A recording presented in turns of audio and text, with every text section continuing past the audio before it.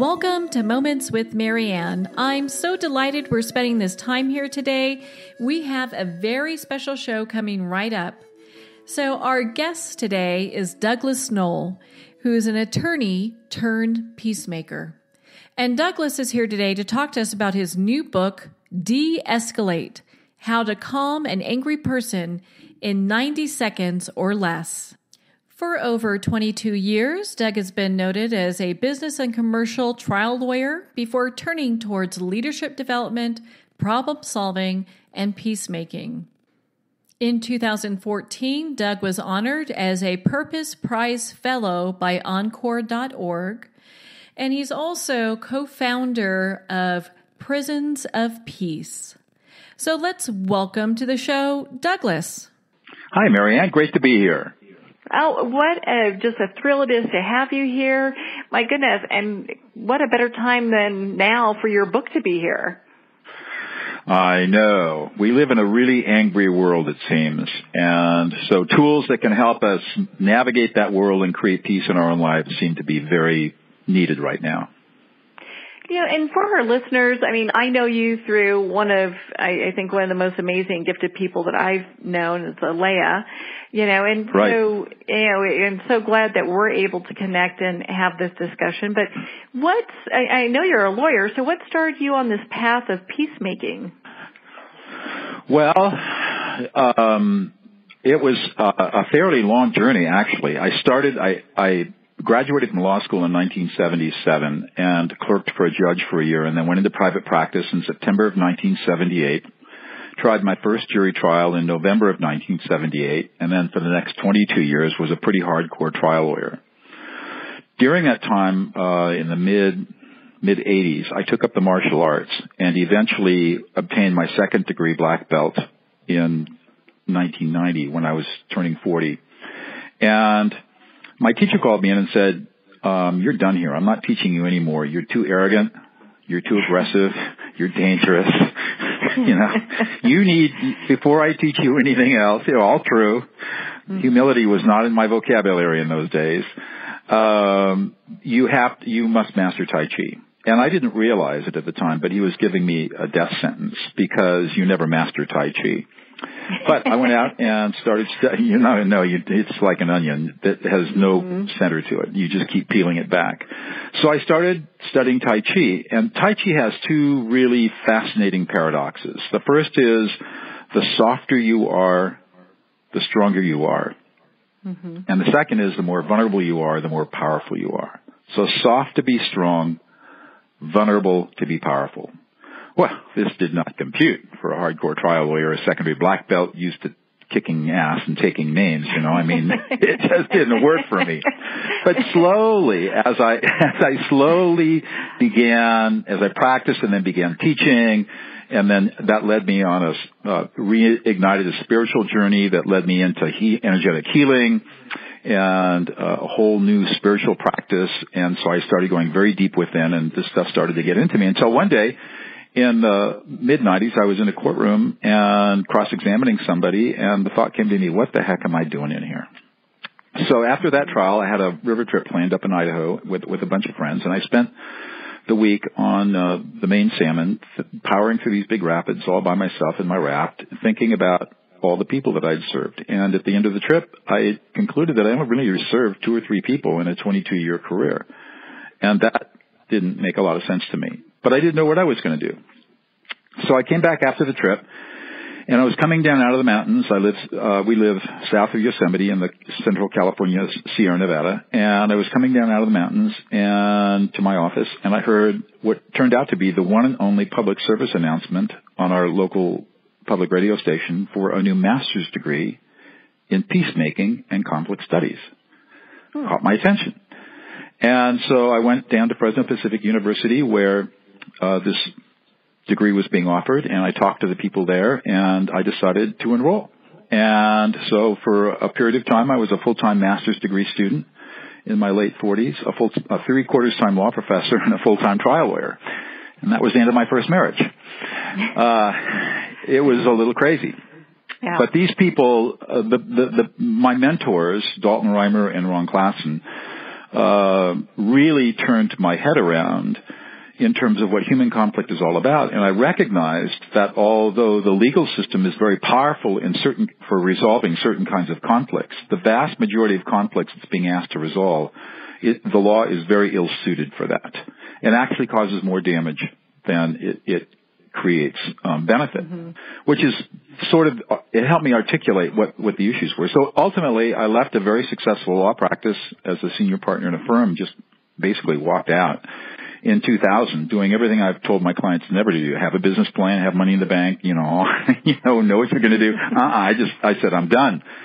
And I started my peacemaking practice in November of 2000 and never looked back. And that's kind of how it all started. And since that time, I really say that my life started at 50. And I've had some amazing experiences. And probably the most amazing experience I've had since that time is the Prison of Peace Project, which has been a testing ground for all of my ideas around how to de-escalate conflict. And basically, in the Prison of Peace Project, my colleague Laurel Coffer and I, for the last 7 years, have been working in maximum security California prisons, teaching murderers to be peacemakers. We're dealing with long-termers and lifers, gangbangers, you name it, they've done it. And we're turning them into powerful peacemakers and mediators to reduce violence in prisons. And we've had such huge success using the skills that I started developing in around 2004, teaching them how to de-escalate gang riots, potential homicide, murders, fights, arguments, reconciling marriages, reconciling estranged children. I mean, you name it, they've done it, and they've done it successfully and powerfully. And so that's kind of how my work is generated. And professionally, I'm a mediator, and so I'm called into deep and intractable conflicts, and so that's what I do, and I teach. And so that's how my life has sort of evolved, and I'm really excited to see where it's going to go for the next 10 years, because the last 17 have been so interesting. Well, and having an interesting life, I mean, if you didn't have bumps in the roads or push against something that didn't really, as you change in your thought process change about what makes you happy and what you really want to do, I mean, you wouldn't have been creating all this wonderful stuff, Right. And I mean, who would have guessed, leaving a successful law practice, that I don't make nearly as much money as I used to make, but I help more people in a month today than I helped in 22 years, as a trial lawyer. So it's powerful stuff. And I've learned a lot. I mean, it hasn't been without its challenges, but they've been good challenges. And as you know, I'm married to Alea, who's an incredibly gifted woman, and we have a blissful marriage. And I mean, I'm very, very blessed. No question about it. She's one of my favorite people, by the way. I just absolutely adore her. I mean, her messaging's so great. And then when I heard you had this book out, I'm like, oh, heck yeah. we have to talk. And especially, I think it's great what you're doing in prisons. Now, with the prison program that you have, so is that something that they're signing up for? Is it something? Yes. Okay. So it's interesting how that's right. They self-select into the program, into the project. And what we find is that inmates hear about the project. They don't know anything about it. Some of them think it's faith-based, which it's not. Some of them really don't know what it is, but there's something in their hearts that tugs them towards this idea of becoming a peacemaker. And we tell them we're very different from most of the what are called self-help programs in prisons in that we don't tell the inmates what to do. We show them how to do it, step by step by step, so that they gain mastery. And then we teach them how to teach it to other inmates. So they become teachers and trainers and mentors themselves. And the idea being eventually the project becomes self-sustaining within a prison population. And we've had tremendous success with this. We're in 10 California prisons now, and both women's prisons and 8 men's prisons, and we're working from level 2 to level 4, which are the levels of security, and we're in Corcoran State Prison, 100 feet from Charles Manson, working with gangbangers. And it's just as powerful there as it is anywhere else. It's amazing. Now, I understand that you teach them quite a bit, and one of the things I wanted to kind of hone in on before we kind of get more into this, so you talk about mediation. What does that mean? Right. What does exactly that mean? Because I think a lot of people think that means a lot of different things. Right. So there are in any given human conflict, we only have 4 choices, really, on how to resolve the conflict. One is by coercion, which means he or she who has the most power wins and can decide how the conflict is going to get resolved. A second way is to go to outside authority. So that would be, for example, going to a judge or a jury, or 2 kids going to mom or dad, or 2 students going to a teacher. Some outside authority who has the power to make a decision that's going to be binding on the parties. So that's the second way. And we call that in litigation or arbitration when it's in a legalistic perspective. But it could be anybody who's going to make a decision about how to resolve a conflict. Boss over employees, for example. The third way we can resolve conflict is through mediation. And in mediation, the parties retain the control to decide how the conflict is going to be resolved, if it's going to be resolved at all. And the mediator is a person who has been trained and has experience and is skillful at navigating the parties' emotions to keep them de-escalated so that they can engage in an appropriate problem-solving process or negotiation process that will lead them to a place where they can make a decision whether or not they want to resolve their conflict or not, and if so, on what terms. The mediator's job is not to make a decision, but to guide the parties through a process that allows them to make good decisions for themselves. And then the last way we can resolve conflict is through negotiation, and that's the way that we resolve most conflicts. We just discuss it and work it out and hammer our way home. But our tendency as human beings is to, if negotiation doesn't work, our tendency is to go to coercion next and try to force somebody to do what we want them to do. Because that's the first way we learned how to resolve conflicts when we were 2 years old. At 2 years old, if we did something our parents didn't like, we were spanked or we were sent to our room, and we quickly learned that he or she who has the most power wins. And it's a really poor way to resolve conflicts except in emergencies, because exercising power over another person is extremely expensive for a whole bunch of different reasons.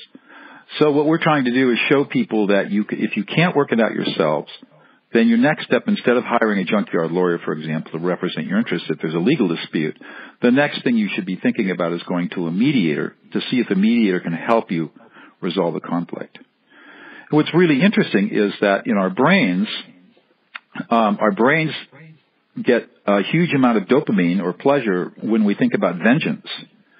But when we exact vengeance, we get no dopamine release. This is why people feel, or very little dopamine release. This is why people feel let down when they're able to exact revenge, and they don't feel good because they expected this huge high and they got nothing. And so that prevents them from going into peacemaking. Peacemaking is weak. It's kumbaya. It'll never work for me. I could work for those other guys, but not for me, not for my conflict. Too difficult. So our brains have these quirky things. But when you get people into the peacemaking process or the mediation process and get them de-escalated and calm down, when they make peace, they get a huge release of dopamine. And frequently we see huge relief, tears, just a huge emotional release of pleasure that people have been able to actually get this conflict behind them. So we are rewarded at the end of the peacemaking process, but we are rewarded at the beginning to go out for vengeance. And so our brains are really quirky that way. So that's what makes it difficult, to talk people into sitting down at a table and working through their problems rather than trying to shoot each other with AK-47s. Well, it's probably, you look at what people have been taught, and if their parents don't have the skills to teach them how to de-escalate and how to just be able to negotiate well, then there's problems there, That's right. It's going to persist from generation to generation. And now we have the ability to stop that cycle. We now have science that's just come out in the last 10 years that gives us enough information about how our brains process information that we can do things differently if we choose to do them. And it's a matter of just mastering a couple of simple steps if we're willing to do that. And it's powerful. I mean, I've watched transformations occur in some of the most unlikely places in the world that you can imagine. It's amazing. I think it's just phenomenal I'm so glad that we have your book out, because there's so many, and you're talking about the most extreme cases when people are in prison because they have done something and they're learning how to, develop that conflict resolution piece. that they did not learn. So how about if it has to do with, family members with children, or, I've heard of people getting divorced because one, voted for one candidate and one for the other. Right. So in any kind of relationship, these de-escalation skills are powerful because our human brains are hardwired to receive the information. If we give the right kind of information to a speaker who's really angry or upset, whether it be a 2-year-old having a tantrum or a partner or a spouse or an elderly parent, the brains are hardwired to receive emotional information if we deliver it in the appropriate way. So you can take a 2-year-old who's having a tantrum and you can usually quiet that child down in 30 to 60 seconds if you know what to do, if you use these skills. And here's something that people don't realize is that we know from developmental psychology and physiology that from about 18 months to 4 years old, the emotional centers of a child's brain are coming online. And it's during that time period they have to learn what emotions are. They have physiological things going on inside their brains, which we call affect, which are the neurons firing. But it's a big step to take what's going on in the brain and convert it to, oh, this is anger, or oh, this is love, or oh, this is what it feels like to be joyful. That process of creating the emotional experience is we have, literally as children, have to create a database of emotions, and it's called emotional categorization. Being able to define these various emotional states and how they associate with our own internal feelings, physical feelings, and what's going on in our brain. And the more granularized we can become, in other words, taking anger and breaking it down into 5 different kinds of anger, 10 different kinds of anger, the more granularized we can become, the more effective we are at managing our emotional states. That's what the science tells us. Now, here's the sad part. When you're 2 years old, this is particularly true for boys, 2-year-old boy stubs his toe or scrapes his knee, what's he told? He's told, don't cry, don't be a sissy, man up, don't be weak. He's being told that emotions are bad. And rather than helping that young boy or girl granularize and categorize and granularize emotions, we're telling them emotions are horrible, stay away from them, they're dangerous, they make you weak, you will lose power, which is exactly the opposite of the truth. And so by the time that child gets to, say, 15 years old, and take a boy, for example, since I'm a man, I mean, you got a 15-year-old boy, he gets interested in a girl, what do you think the likelihood of that relationship succeeding is?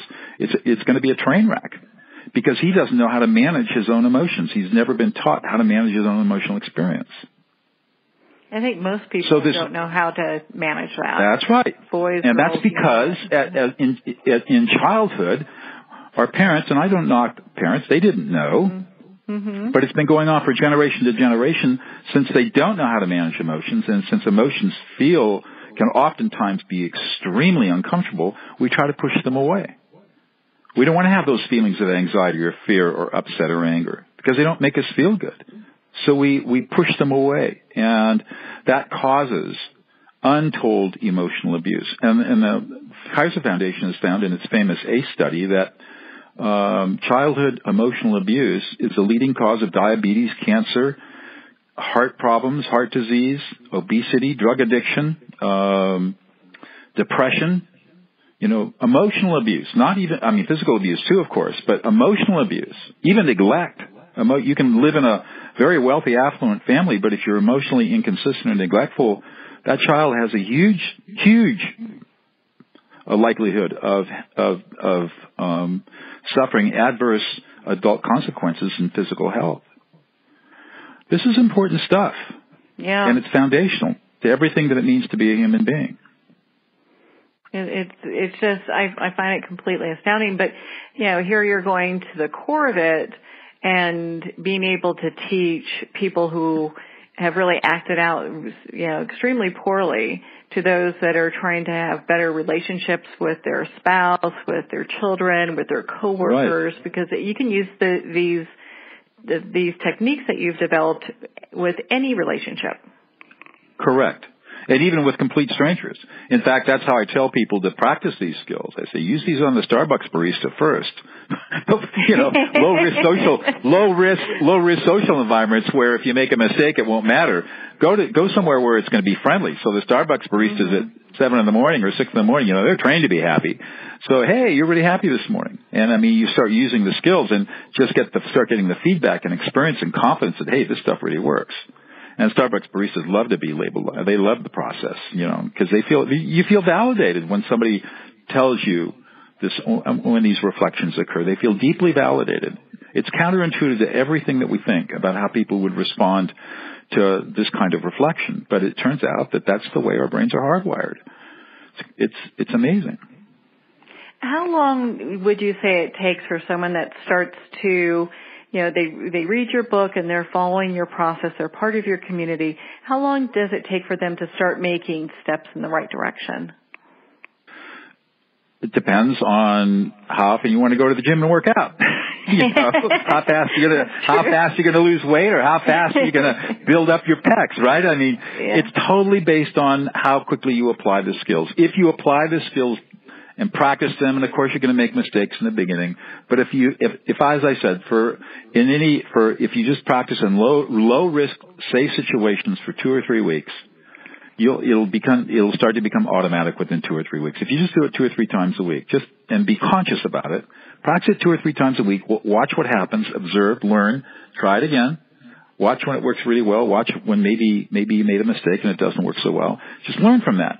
And it's amazing how fast this just gets embedded in you, because once you start seeing the results, it is so affirming, it's so positively reinforcing that it's a tool that will just absorb right into you, and you won't even, and then within 3 weeks you won't even know that you're doing it. It'll just be happening, and people will notice a huge change in you.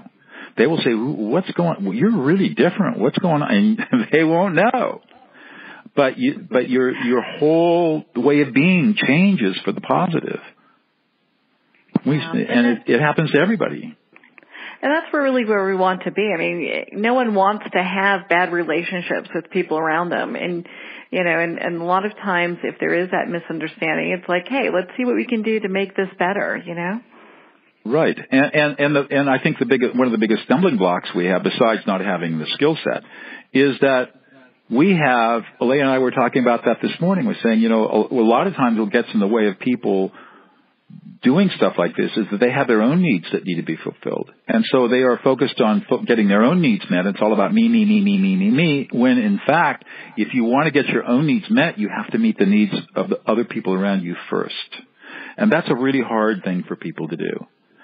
So, Alea talks about, as you know, she talks about how you have to, you've got to fill your own needs by going to your divine line and working within yourself first. Mm-hmm. But a lot of people don't even have that skill. But even if you don't have the benefit of Alea's teaching, if you just recognize, if I can listen to my partner into existence, he or she is far more likely to validate me than if I demand that I be listened into existence to a person who doesn't even know what I'm talking about.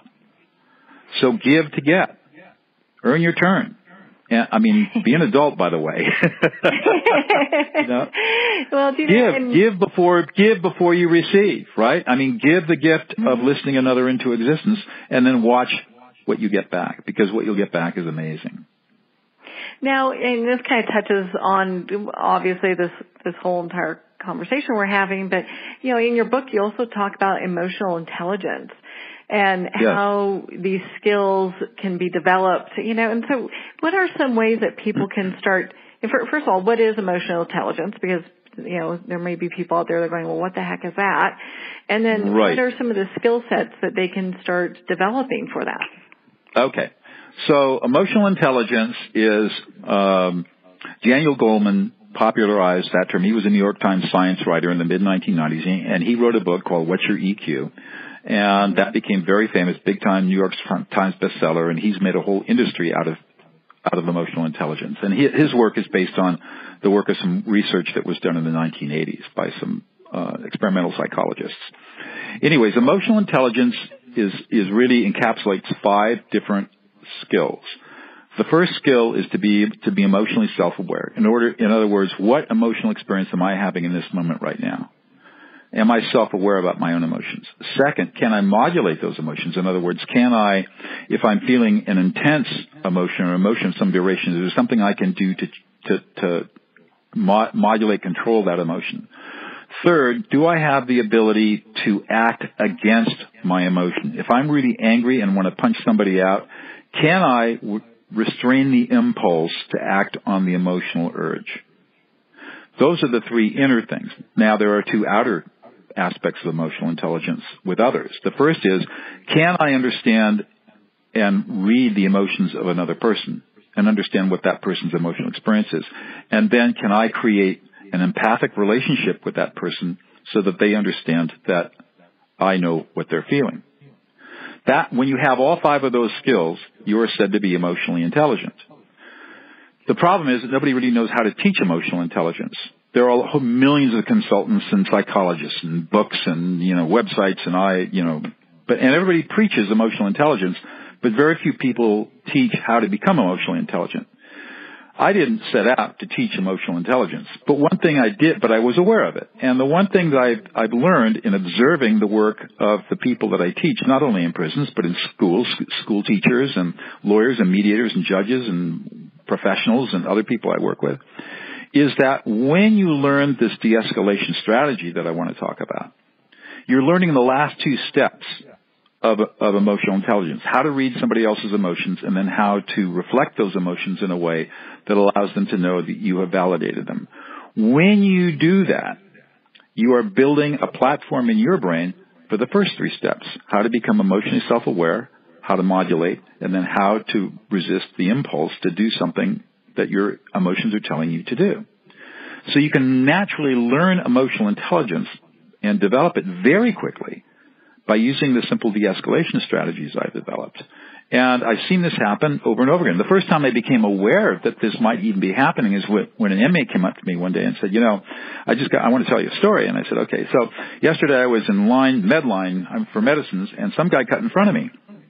And normally that would have been a fight, because when somebody cuts in front of you, they're disrespecting you, and we don't allow that here, and you got to stand up for yourself. And so that would have been a fight. We both would have been hauled off to solitary confinement, but that's just what you do.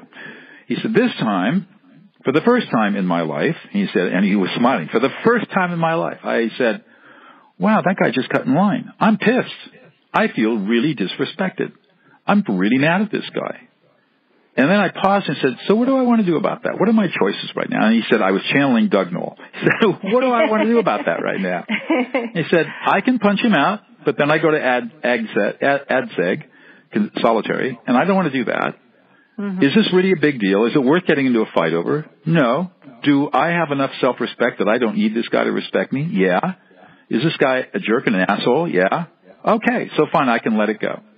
So he said, I immediately calmed myself down, and I just kind of glared at him a little bit. He realized he was being an idiot, and that was the end of it. Mm-hmm. And that's when I realized, wow, you just gained emotional intelligence. Where'd that come from? He said, it came from everything you've been teaching me about how to label another person's emotions, how you listen to people in an appropriate way, because now I can listen to myself. And I've never had that skill before. Mm. Well, and so you're talking about that. It's really about how, and you tell people to do this, to ignore the words and pay attention only to the emotions. That's right. 3 steps. So here they are. Take out a piece of paper. Everybody's listening. There's going to be a quiz at the end. I'm a law professor. Can't help myself. Step number one. Ignore the words. For the next 90 seconds, ignore the words. It's just noise. It doesn't matter if people are yelling at you, they're insulting you, they're disrespecting you, they are screaming at you, telling you how worthless you are. Doesn't matter. Just ignore the words. Second step. What are the emotions that person is experiencing in this motion? Get yourself out of being in a conversation or a fight or an argument and think about, what is this person feeling right now? Typically it's going to be anger, right? Anger, rage, frustration.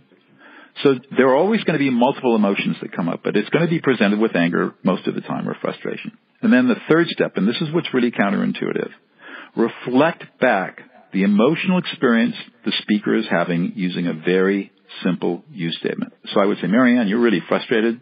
You're really pissed. You feel betrayed. Nobody's supporting you. You're not feeling listened to. You feel a lot of sadness because you were hoping that people would be able to help you out, and it's just not happening. And it's a combination of just being totally enraged, frustrated, and disrespected. You're really upset. That's all you have to, just like that, just the way very conversational. And then you wait and watch, and you're looking for 4 things to happen. Number 1, a nod of the head. Yeah, that's exactly how I feel. 2, you're looking for that verbal response, the nod of the head, the verbal response, and then you're looking for a shoulder drop and a big sigh. And that's how you know you've done it. And these are all involuntary responses. It just happens because you're touching them at a core level beyond what they're experiencing in their consciousness. And that's how you know you've quieted the emotional centers of the brain. This is called affect labeling. Yeah, they're finally being able to be heard. At a deep level. And you know, you could feel that sense of going, it's like really somebody gets me. Yeah. That's right. Mm-hmm. So this is all based on the work. I discovered this skill by accident in a difficult mediation I had in 2004. And it just came to me to try this. No one ever taught this stuff to me. And it worked. And I was astounded at how well it worked. And I had no clue why it worked. I didn't even know what I did until I stumbled across a study by Matthew Lieberman, who is a neuroscientist at UCLA, who had studied this technique with an fMRI scanning studies, watching how the brain actually works while people are in the functional magnetic resonance imaging machine, and you can watch how their brains are working. Mm-hmm. And he did a whole study on this and explained why this works. And what happens is, when we get emotional, our emotional centers activate and the prefrontal cortex shuts down, so people can't process their emotions. And when we label back their emotions using these very simple you statements, we are literally lending people our prefrontal cortex so they can process emotions in a way that they can't do for themselves. And as Lieberman showed, it quiets down the emotional centers almost instantly. And it works every time because that's the way our brains are hardwired.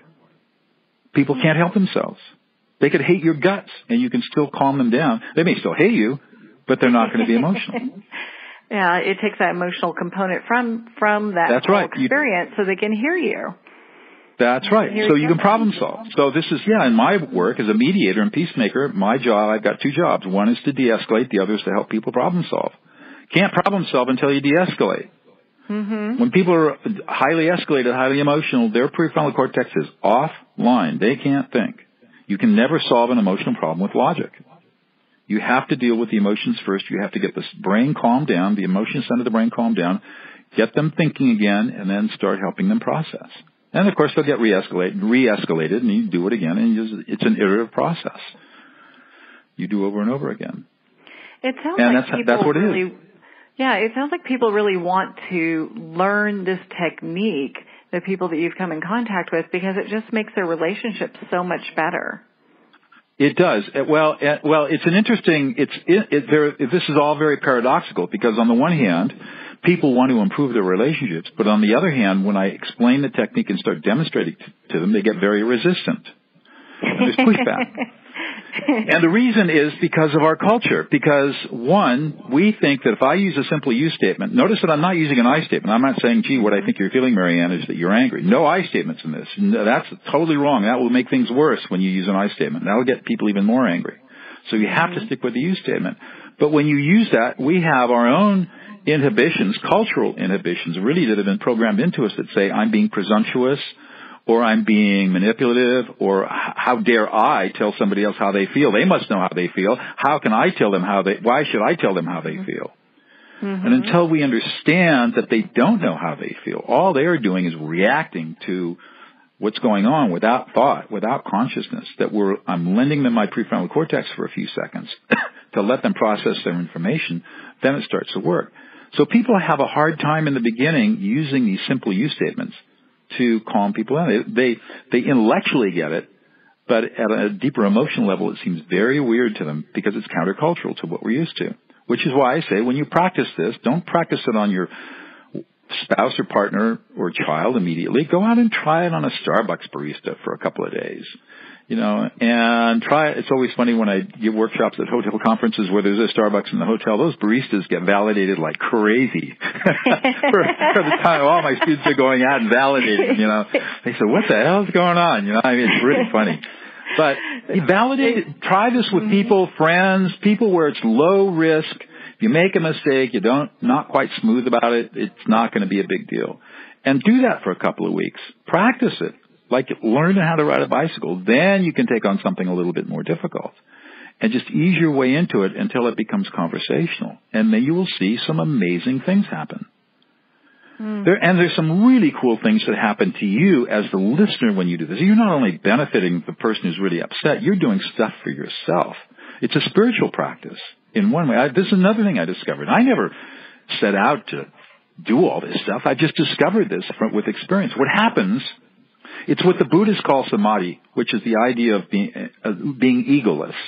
And, the Buddhists spend all this time meditating to try to attain this state of egolessness. Well, I can teach you how to be egoless in 15 seconds. It's that easy. When you are focusing on another person's emotions and you are totally engaged in reflecting back those emotions, you become egoless for about 15 or 20 seconds, and your ego dissolves, and you feel transcendent. You feel this amazing oneness, like you're one with the universe. It's what all the spiritual masters have talked about, transcendence, this oneness experience. You can do this every single day simply by de-escalating and calming another person down, and you will experience that yourself. It's like you're creating a shield of energy around yourself, and you're encapsulated this, and nothing can touch you. It doesn't matter what they say. It just bounces off. You don't even know it, what they're doing. All you're doing is focusing on them. And people have described this to me. I've called it out to people, says, has this ever happened to you? And people say, yeah, as a matter of fact, it has. And then people start really paying attention to it, and they say, this is amazing, this experience. Yeah, it changes everything. So, it changes everything. But the relationship they have with themselves. That's right. People talk a lot about self-talk. You've got this little chatterbox, your chatter monkey going on in your brain. I don't have that anymore. I sit in silence all the time. Even as I talk to you, fundamentally inside me, I'm deep inside myself, and it's totally silent in there. I get excited about this stuff because I see the human potential of it all. But I don't have that negative, positive self-talk going on with people. It's gone. And I think it's because of these skills, as you develop these skills, that all goes away. And you become much more centered and integrated as a human being. And you're able to navigate through all the vicissitudes of life effortlessly. Alea and I have never argued. We don't argue. We get upset. We get frustrated. Occasionally get angry, not very often, but not with each other. And if we do, and then one of us jumps in and says, oh, you're really angry right now. You're really frustrated. And immediately we calm down and say, okay, what's going on? And we start to problem solve. It's amazing. What's happening here? Now, what if it's, something that you're dealing with that's really violent or evil? Then what? Well, as I tell everybody, inmates as well as other peacemakers I train, if there is a threat to you physically where you may be caught up in violence, back off. Get out of there. There's no need to put yourself in jeopardy. So don't do that. Unless you've got martial arts training like I do where you can take care of yourself, basically step away from it. But you can stop incipient violence with these skills, and you should do that if you can. Dealing with evil is a little more interesting, because first of all, we have to define what evil is, because without a good definition, then it becomes a term of judgment, and anybody we don't like becomes evil. But really evil, in my view, as a peacemaker and mediator, is any situation in which one human being has engaged in a morally reprehensible act to benefit himself or herself at the extreme expense of another person or a group of people. So it's got to be the behavior has to be morally reprehensible under any moral standard, and it has to be for the benefit of the perpetrator, and it has to be extremely injurious to the person or persons against whom the evil act is directed. That's evil. Everything else is conflict. It could be intense conflict, but it's not really evil. So even if you're dealing with somebody who fits my definition of evil, as a peacemaker, we challenge ourselves by thinking about, okay, how do we manage? Supposing we get called into a situation where we can actually get people to come together to talk about something that has really been evil. And how do you manage that? And the way you manage it is by creating an extremely safe container for people to talk and then start pulling out narratives. What is behind all of this? What has led up to this thing that we call evil? And by exploring the narrative and the history and the stories, we begin to tease out cause and effect. And that opens people's eyes, and it allows for humanity to reassert itself and for people to morally reengage themselves. And not always, but many times, we can start to then engage in problem solving, to make right the wrongs, even though the wrongs are unrightable. We can do it symbolically and ritualistically in many cases. And then how do we prevent this from happening again? These are the precepts of restorative justice. And it's amazing how often it works. Can't guarantee it works every time, but it works enough of the time that it's really worth pursuing. And that's how you manage it. And the thing that is counterproductive is when you see somebody engage in something that is morally reprehensible and is extremely injurious and is obviously beneficial to the perpetrator. I mean, to judge that person and condemn them and say, you are no longer human, or we need to punish you or need to do whatever. There may be consequences for the behaviors. But before we get to consequences, let's see if we can find out what's going on so that we can decide what is going to be the most appropriate action to take, rather than just rushing to judgment. And most people don't want to do that, because if they've been injured, all they want is vengeance. I want to make you feel my pain. Mm-hmm. Well, that doesn't lead us anywhere positive, because it just begets more violence. And so if we have to learn how to stop the cycle of violence in order to move forward, grow, and heal. And so that's how, as a peacemaker, we approach this sort of work. Not saying it's easy, not saying that it's always successful, but the alternatives are less successful and more expensive and less likely to succeed in most cases. Well, and then, in places like prison where they talk about it being a revolving door for people, that's right. Because there are probably a lot of, there's a skill set that they just don't have. That's right. Well, here's the really cool thing. We've had about 600 of our inmates who've gone through our training have been released out from California prisons. We have 0 reports of recidivism.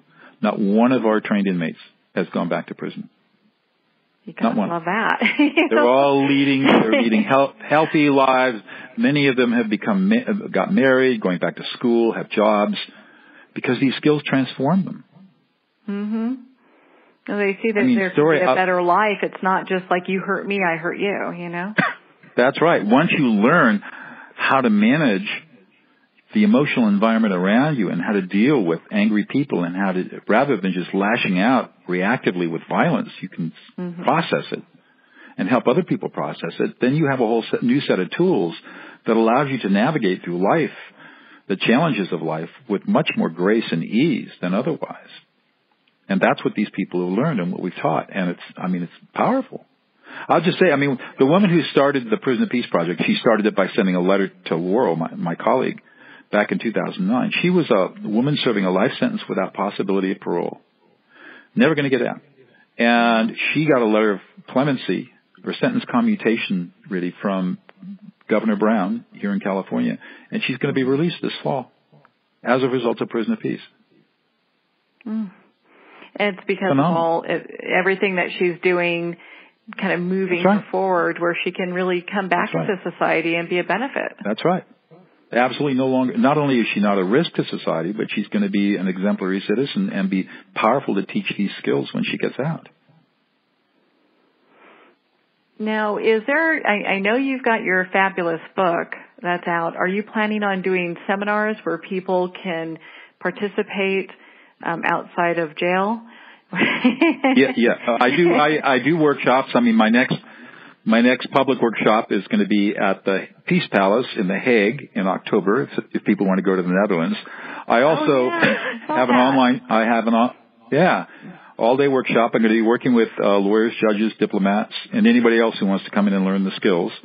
I have an online course that people can take. So if people want to get the book, they can go to all the usual places. But I have a special offer that if people are interested, they can go to my website, dougnoll.com, DOUGNOLL.com.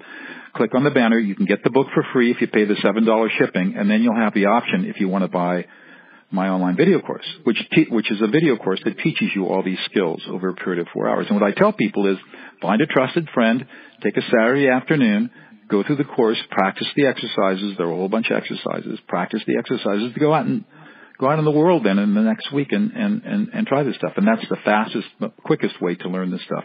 And get the book, because the book has hundreds of examples of how to use these skills in the arc of life, from dealing with 2-year-olds to going through preteens, teenagers, all the relationship issues from dating to marriage to divorce. How do you de-escalate an angry ex, for example? Oh, I'll show you how. And then moving into schools, how do teachers and administrators use this in schools for classroom control?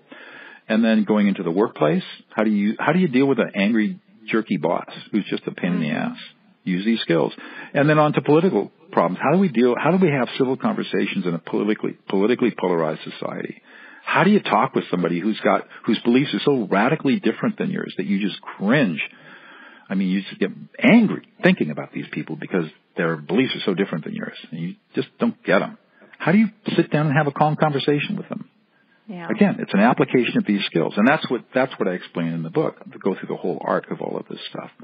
And so they're just very practical ways of applying these basic ideas to every aspect of life, so that we can, like I said, we can live a life of grace and ease. And sure, there's going to be upset and challenge and difficulties, but we can also use tools to make those upsets and difficulties as least intrusive as possible, and usually help people along the way in a very deep and gratifying way. Powerful. Yeah, you talked at the beginning of our time here together about how initially you're this double black belt. I mean, right. Don't let anyone take you off in an alley, right? Right, exactly. 5 guys. What my master told me was, well, that a fair fight to you is 5 guys with knives and you unarmed. That's a fair fight. Anything less than that is not a fair fight. And it was true at that time. It was like kids play then. But it's interesting, just the transition that you've gone through, because, and kind of what I'm hearing you say, and correct me if I'm wrong, I mean, because it takes so much more strength and courage to be the peacemaker, to be able to get into that place, because it's easy to, like how you were saying initially, to force people to do what you want because of, you're stronger, or you're faster, you're a black belt, or whatever the case is. But to be able to meet them where they're at and hear what they're saying, I mean, that takes being a peacemaker has got to be really hard. Well, it is, and that's what I tell my inmates when we commence training with them. To take our inmates all the way through to the highest level of our training takes 3 years. And I say, you are embarking on one of the most difficult things a human being can be asked to do, and that is to make peace between people who would rather kill each other than sit down and talk. And you will always take the first blows. The peacemaker always takes the first blows. And you will be insulted, you will be disrespected, you will be spat upon. That's just what comes with this job. And there are whole reasons why that is. So it requires us to have a set of skills, particularly skills in de-escalation and problem solving, but it also requires us to have a mindset that allows us to want to serve humanity.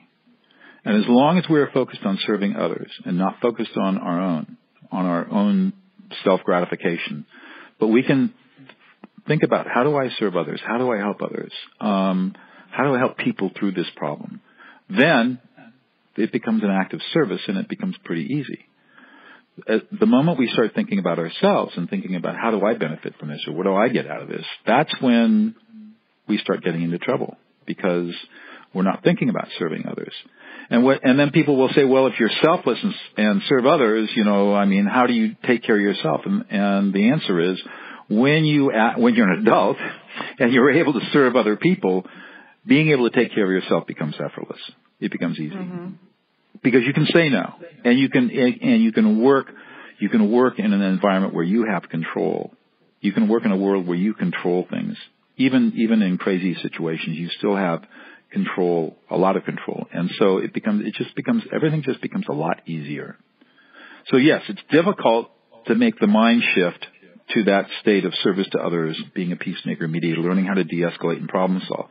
But once you've made the shift, everything becomes easy. I mean, I remember going back in the difference between a white belt and a black belt is that the black belt does the white belt moves as a black belt.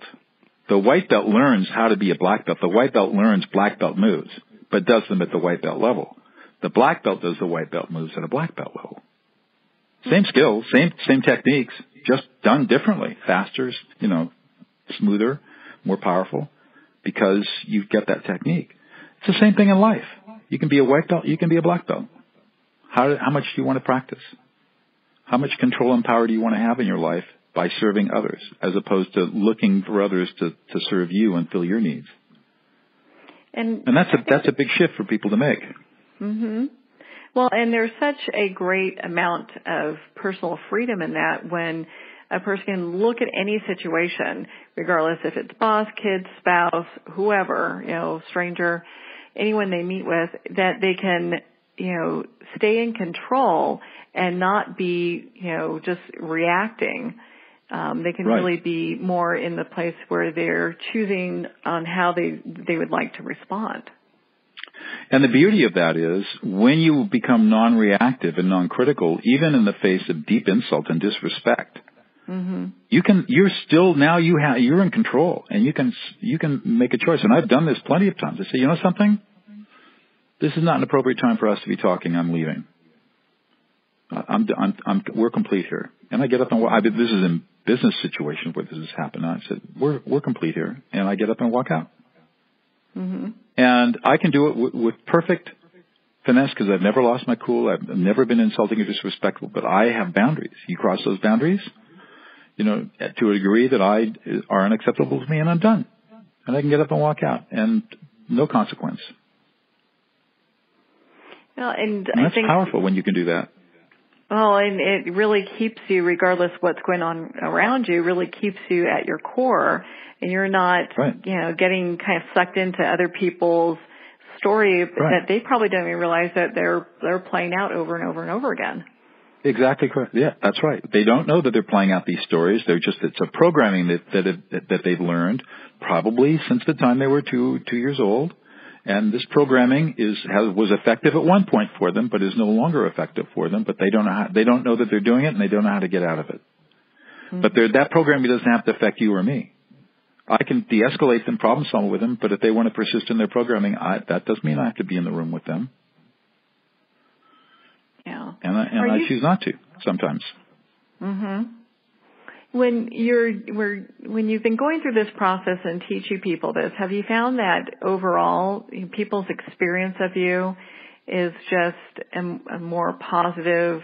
I mean, they look at you and they're like, "Hey, there's Douglas. There's that guy that makes me feel so good when he comes over," because you're teaching people how to really go out there and affirm other people and in some ways to kind of make them feel better.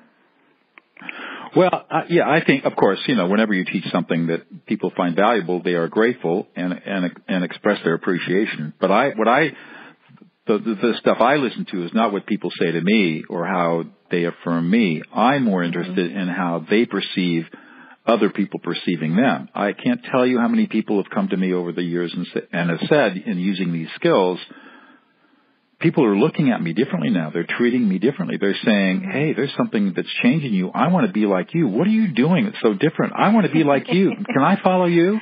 Yeah. And this is happening both inside of prison and out, and that's really satisfying, that other people are changing themselves just by how they listen, that the people around them notice a huge difference and want to be like them. That, to me, is very satisfying. I think that would be, because you get this, it would feel like a feeling of accomplishment in many ways, because you're just seeing this ripple effect take place, obviously, with all the work you're doing. Precisely.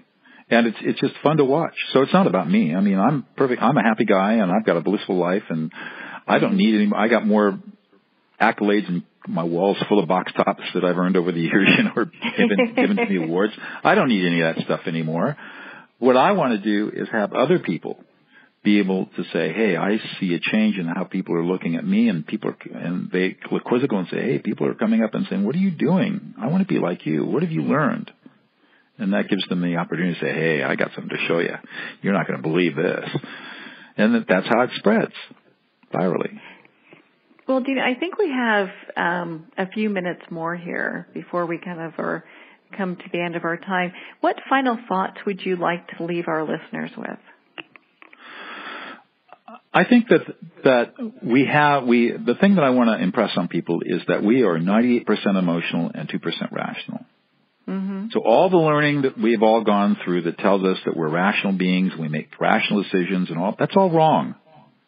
And it's been wrong since the Greeks. And it's only in the last 10 or 15 years that scientists and economists and even some psychologists have begun to realize that emotions dominate every second of our lives. So if that's true, which it is scientifically, we need to develop a set of skills around emotions, not around logic or scientific method or STEM technology. I mean, those things are all important, don't get me wrong, but more fundamentally, to live a whole and happy life, we have to start learning how to navigate our emotional existence.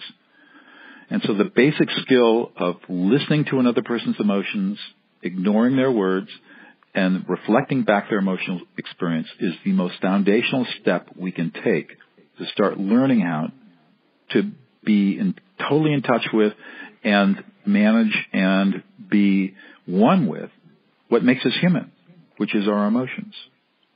And that's the secret. That is the secret to everything. And so the book that I've written synthesizes all of this thinking I've done and all the science that I've studied and learned over the years into a very accessible pathway to moving from a place of emotional chaos and drama and argument and fight and conflict to a place of peace and equanimity and oneness and transcendence using these three very simple little steps. So I really encourage people, if they're looking for ways of dealing with fighting and arguing in their lives, in families or work or wherever, take a look at the book and look at those techniques and try them out. Don't take the word of great Doug Noll for this. Go out and experiment. See for yourself. And I think you'll see that there's profound wisdom in what I'm talking about.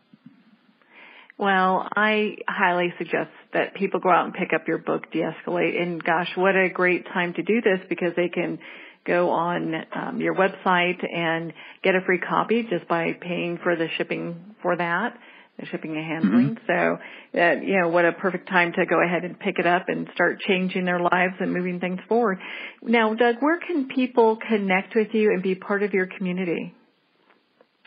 Well, I'm like most people who are author. This is my fourth book. I'm pretty accessible on the internet. I have a Facebook pages, Twitter, LinkedIn, all the usual places. The best way to connect with me. I'm a one-man guy. I don't have a staff of thousands or an army or any social barriers or anything. So I answer my own emails and telephone. If people want to contact me, just go to dougnoll.com. My email is in there on the contact page, and send me an email. And I try to answer all my emails as quickly as possible. Connect with me on Facebook, Douglas Noll, Twitter, Douglas Noll, LinkedIn, I think it's Douglas Noll. I have a YouTube channel if people want to subscribe to that, a bunch of really cool videos that I've done over the years on all this stuff. So lots of different ways to find me. And if nothing else and you forget all this stuff, just Google Doug Noll, DOUGNOLL, or Douglas Noll, NOLL. And I've lost count of how many Google references there are to me, but I'm easy to find. And I try to be really accessible because at my stage in life, I'm interested in serving others. So I want to try to respond to people and give them as much assistance as I can, consistent with my time constraints. So. Oh, of course. And my gosh, I mean, I'm sure there are other facilities out there that would love to have you come out and teach this program to either their groups or be part of, do another Prisons of Peace project, have that at another place where they can just really start shifting the narrative in regards to how people deal with their anger and with other people who get angry. That's right. Actually, the Prison of Peace project is expanding out of California. We have the project going on in Greece, in Athens now. One of our colleagues has taken it over there and is now in 3 prisons, soon to expand into 6 Greek prisons. We are in talks with perhaps starting the project in Connecticut. We're going to get a small planning grant to see if that's feasible. And I get emails, and the world gets emails all the time from people wanting. Our curriculum, by the way, for Prison of Peace is absolutely free. If you are wanting to start this project in your state or jurisdiction where you got a prison authority that might be willing to look at this, as long as you're not getting paid, we will give you our full curriculum for free under license. And it is it's a 3-year curriculum, about almost 1,000 pages of manuals and how to do it and that sort of thing. And if you want to hire us to come and teach you how to do it, we'd be happy to do that too. But so contact is through the Prison of Peace website, which is prisonofpeace.org, prisonofpeace.org. So. Well, Douglas, thank you so much for taking the time to be on the show with us today and share your amazing book and all the great things you're doing. I mean, we will definitely have you back on the show to talk more about just how this project is taking off. Great. Thank you so much. It's been a really wonderful conversation, Marianne. Well, we will be following Prisons of Peace, and I can't wait to hear about the further developments with that. And, of course, I'm sure everyone's excited about getting their free copy of De-Escalate from your website. They just pay for the shipping. I know I have an extra copy on the way. I have a gift that I'm going to be giving someone, and feel free to get your own copy there as well. I'd like to thank everyone for taking the time to tune in to this special show today. You've been listening to Moments with Marianne. And remember, make every moment count.